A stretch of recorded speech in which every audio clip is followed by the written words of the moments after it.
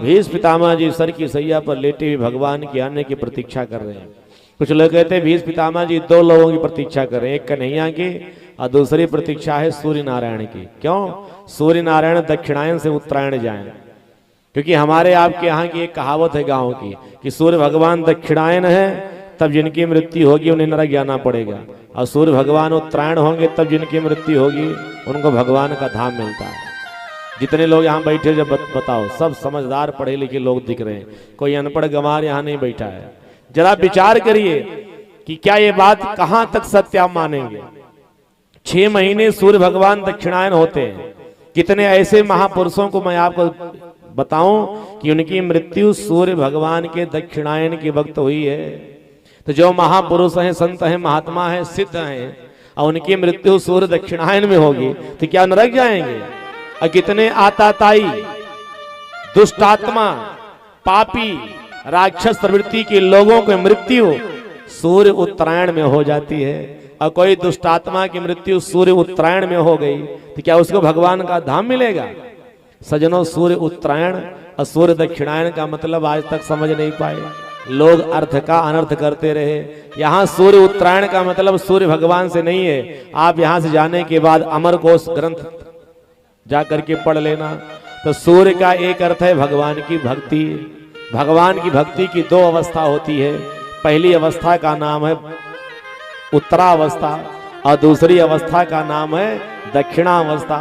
दक्षिणावस्था का मतलब ये होता है जिसने कभी जीवन में कथा न सुनी हो, जिसने कभी दान न किया हो, साधु संत महात्मा ब्राह्मणों का सम्मान और आदर न किया हो, जिसने कभी माला लेकर के राम नाम का जप न किया हो, तो भगवान की भक्ति की दक्षिणावस्था उसके जीवन में है। और जो दक्षिणावस्था में जी रहा है, चाहे सूर्य उत्तरायण हो चाहे दक्षिणायन हो, उसकी मृत्यु होगी तो नरक ही जाना पड़ेगा।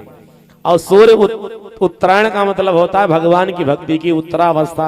उत्तरावस्था का मतलब है जो भगवान की कथा सुनते हैं, भगवान से प्रेम करते हैं, साधु संतों की सेवा करते हैं, राम नाम का जप करते हैं और तीर्थों में जाके तीर्थ यात्रा करते हैं, दान पुण्य करते हैं, उनके जीवन में भगवान की भक्ति की उत्तरावस्था आ गई। और जब उत्तरावस्था आ गई तो चाहे सूर्य दक्षिणायन हो चाहे उत्तरायण हो, मृत्यु जब होगी तो उनको भगवान का धाम मिलेगा। एक अर्थ ये हुआ। और दूसरा अर्थ ये है कि उत्तरायण रूपी सूर्य की प्रतीक्षा भीष्म पितामह जी नहीं कर रहे थे, तो किसकी कर रहे थे? उत्तरायण कोई और नहीं है, उत्तरायण भगवान श्री कृष्ण स्वयं है। बोले भक्तवत्सल भगवान की, कन्हैया की ही प्रतीक्षा कर रहे थे। क्यों? क्योंकि सूर्य उत्तरायण दक्षिणायन से कोई मतलब नहीं। हमारे धर्मशास्त्रों में कहा जाता है मरणासन व्यक्ति के मुख से अगर एक बार राम का नाम निकल जाए, कृष्ण का नाम निकल जाए तो भगवान का धाम मिल जाता है, चाहे सूर्य उत्तरायण हो चाहे दक्षिणायन हो। जिसके सामने कन्हैया खड़े होंगे, आप सब लोग बताइए, भगवान का दर्शन करके जो अपने प्राण का त्याग करेगा, क्या सूर्य दक्षिणायन होंगे तो नरक जाएगा? कभी नहीं सज्जनों। तो ये सूर्य उत्तरायण का क्या अर्थ है? सूर्य उत्तरायण का अर्थ सूर्य उत्तरायण से नहीं, भीष्म पितामह जी उत्तरायण की प्रतीक्षा कर रहे थे। तो उत्तरायण की प्रतीक्षा यानी भगवान श्री कृष्ण की कर रहे थे। क्यों? क्योंकि कन्हैया का एक नाम है उत्तरायण। बोली भक्तवत्सल भगवान की। जैसे भगवान ने गौ सेवा किया तो नाम गोपाल पड़ गया, भगवान ने युद्ध क्षेत्र छोड़ करके भगे तो नाम रणछोड़ पड़ गया, द्वारिका के सिंहासन पर बैठे द्वारिकाधीश के नाम से विख्यात हुए।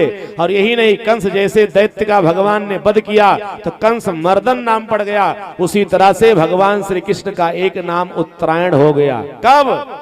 जब भगवान उत्तरा के गर्भ में प्रवेश कर गए तब। क्योंकि उत्तरायण का अर्थ होता है उत्तराधन आयन। जिन्होंने उत्तरा के गर्भ को अपना घर बना लिया हो, ऐसे भगवान श्री कृष्ण का नाम है उत्तरायण। और जब उत्तरा के गर्भ में गए तो भगवान का नाम पड़ गया उत्तरायण। बोली भक्तवत्सल भगवान की।